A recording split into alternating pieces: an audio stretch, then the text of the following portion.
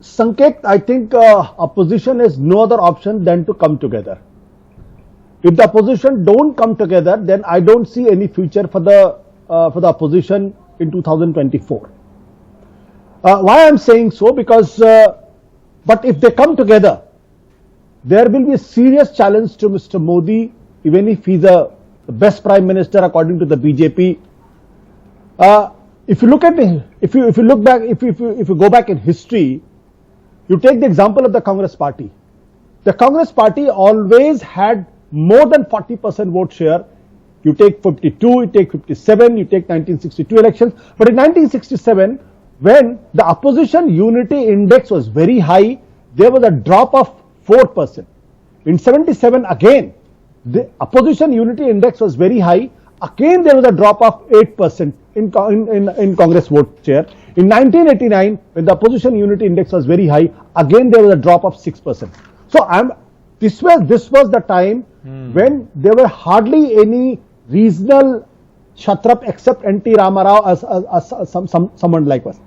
Today there are very well entrenched regional players who do not have anything to do with the BJP, like in Tamil Nadu, in Kerala, in Andhra Pradesh, in Telangana, if you go to West Bengal. So in all these places there are regional Kshatraps are very powerful in their own domain, which was non-existent when the Congress system was there.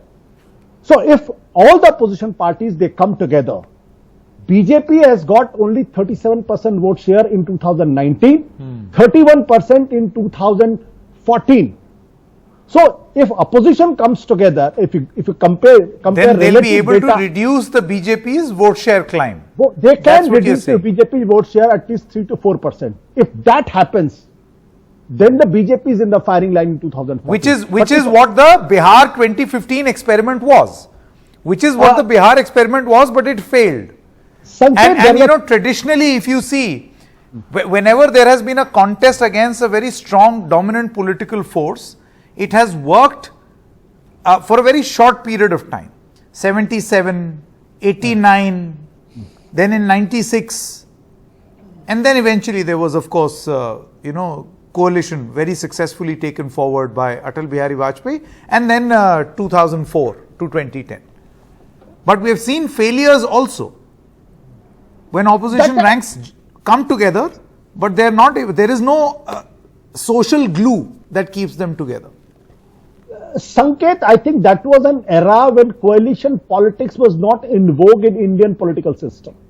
1990 onwards, India has been led successfully by the coalition government. Narasimha Rao did the economic reform. It was a minority government in that sense. It was a coalition government. But that economic reform didn't stop. There's a serious question mark today when in 2014 the BJP got the majority numbers on its own, 2,282 seats, 303 seats. So coalition is not a weakness. Today, opposition can vouch for a successful coalition government because they have learned lessons from the history. If they haven't learned lessons from the history, then nobody can save them.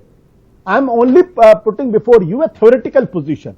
In that theoretical position, BJP with 37% vote share, with 303 seats, is vulnerable if opposition comes together and Bihar, Maharashtra and Maharashtra are examples.